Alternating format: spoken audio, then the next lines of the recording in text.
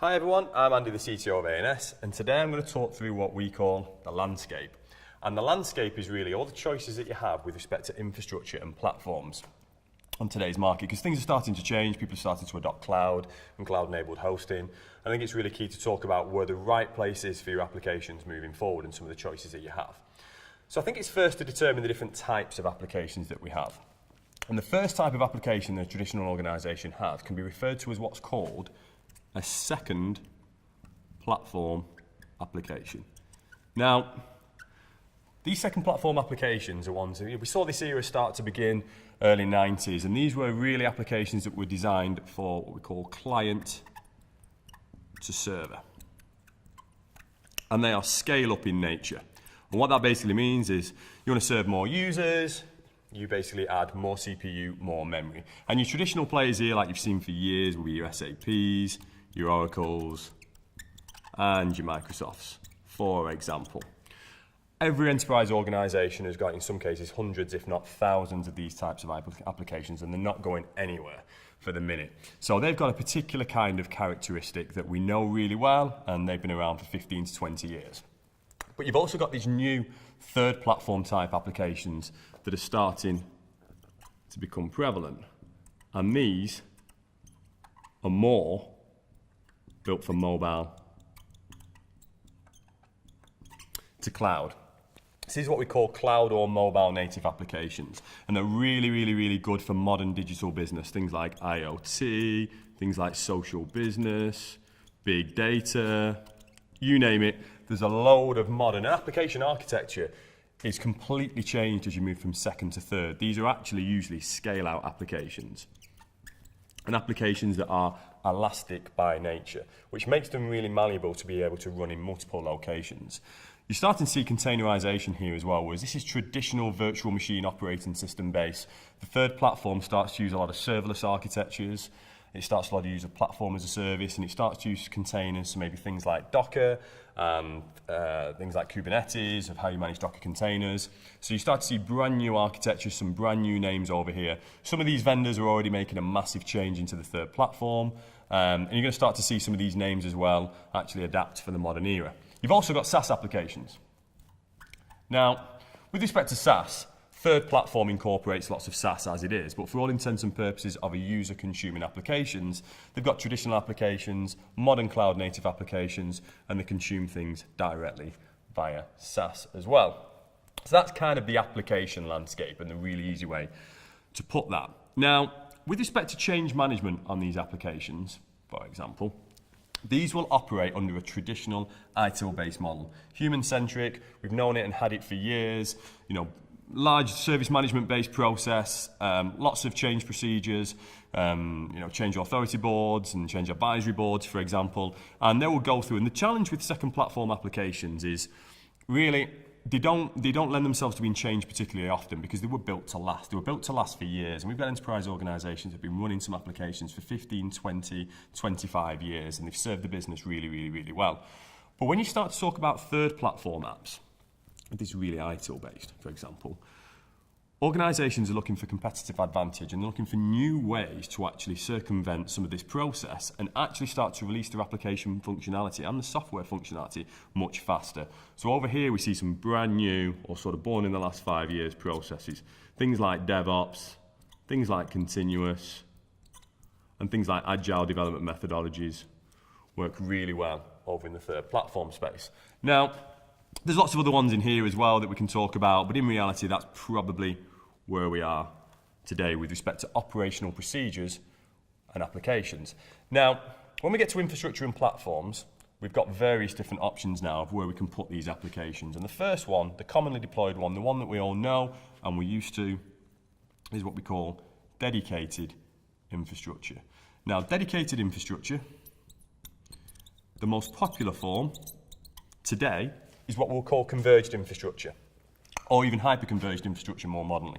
So converged infrastructure and hyper-converged infrastructure is really the most commonly deployed way of how, if an organisation is buying dedicated based infrastructure to go on-prem or in a co-location facility, it may look at vendors that provide converged or hyper-converged, and that is exponentially growing every year. in that space.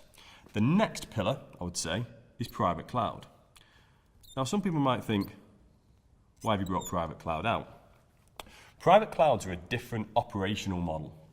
So when you start looking at private cloud, your converged infrastructure is typically still element managed. It needs operational IT excellence, where people are specialists in storage, compute, networking. More so in hyperconverged, some of those functions have been merged into one.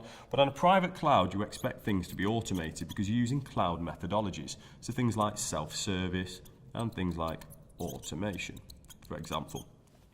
So private cloud would ship and come with full stack automation. And that lends itself a bit more to the third platform world over here. So those are kind of two complete key differences. And in terms of software driven, the private cloud is much more software driven through API and catalog items than what you get with your traditional dedicated. Then we move over to, we kind of cross over into hosting. Now, here we're starting to look at more OpEx-based services. So if you take these as more capital, owned and operated and paid for by the enterprise organization, when you start moving over into this side of the world, you're looking at things like hosting. Now, there's a couple of different types of hosting, or hosting as a service, for example. You've got traditional hosting, which effectively means somebody's hosting your application for you with an uptime SLA. It doesn't change very often. It may be a system of record. You're just looking for an uptime SLA to leave it there. Maybe it gets patched and updated once a year, maybe not even that in some cases. And you're happy to pay for that. You put a network link into the provider, and away you go there. But you've also more commonly now got something called cloud-enabled managed hosting, which takes elements of self-service and automation and puts them onto the hosting platform. A lot of organizations do multi-tenanted hosting here, so you'll be on a shared platform with other people, and some like ANS do a private IaaS, which effectively is where the equipment's dedicated to you, but it's on an OpEx model. That again, still popular, still got a great market, and lots of great use cases for why you'd want to use that there. So, and you're looking at different models. You might be using some open source, you might be using VMware, Microsoft, whatever that may be. OpenStack's becoming quite popular here and here.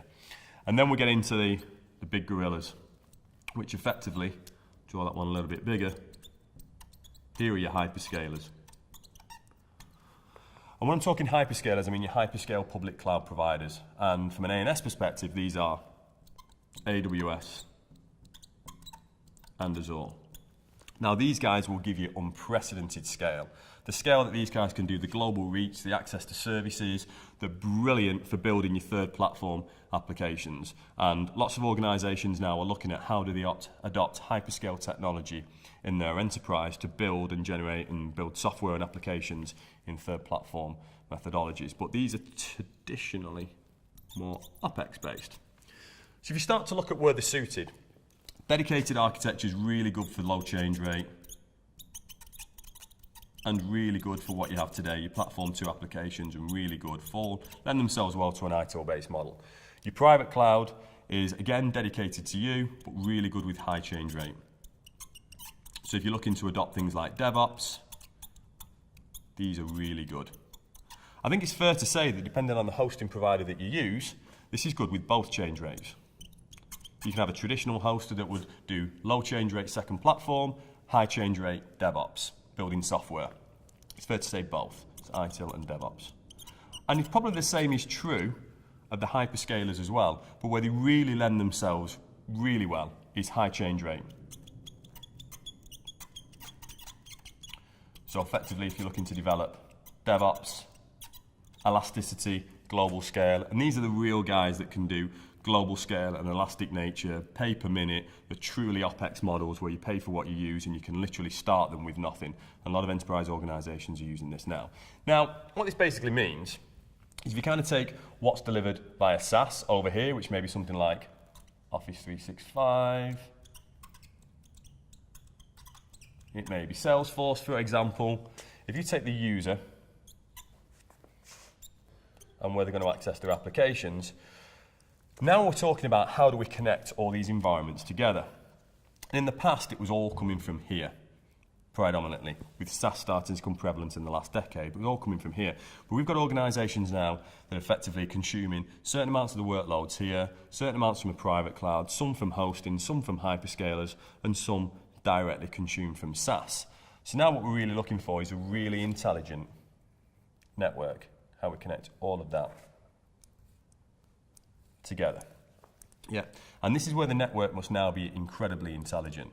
So your traditional fixed network, where you literally had your user that accessed my desktop PC or a laptop straight into a dedicated infrastructure in an enterprise data center, is now coming in via different mechanisms, coming in via tablets, coming in via wireless, coming in via phones, coming in using third platform methods, and actually looking to hit applications in each environment. So here now, this has put a big demand on the network. It's put a big demand on what we expect of the network. We expect the network to be a lot more intelligent. We expect it to be more software driven. We expect it to be able to deal with next generation application architectures from the third platform, things like real-time collaboration, video, and big data, for example. So you've got a couple of options here. The first thing you can do is you can contract direct to carrier, but they tend to be quite fixed and quite rigid in how they deliver your applications over the network. They're not very bespoke, depending on how you're actually starting to consume some of these environments. So we see the rise, like ANS, of a VNO. And a virtual network operator will design you an intelligent fabric to be able to deal with all these different application environments, how they're delivered, different development mechanisms, and we can make something that's much more bespoke and much more fit for purpose in the modern world. So I think that's a good overview of how enterprise organizations consume the different application environments and how they platform them. Now, how do you work out where's the right place for some of these applications? Well, a readiness assessment is probably the right approach to work out where your application should sit from an efficiency perspective, from a cost perspective, and from a technical perspective. A good assessment, a good platform agnostic assessment service. Please watch the other Lightboard series where I take you through exactly how ANS approaches readiness assessments and how we work all this out from a business case perspective. But I think that kind of highlights where we are today in 2016 and the state of the market. So thanks very much for watching this Lightboard series on our view of the landscape.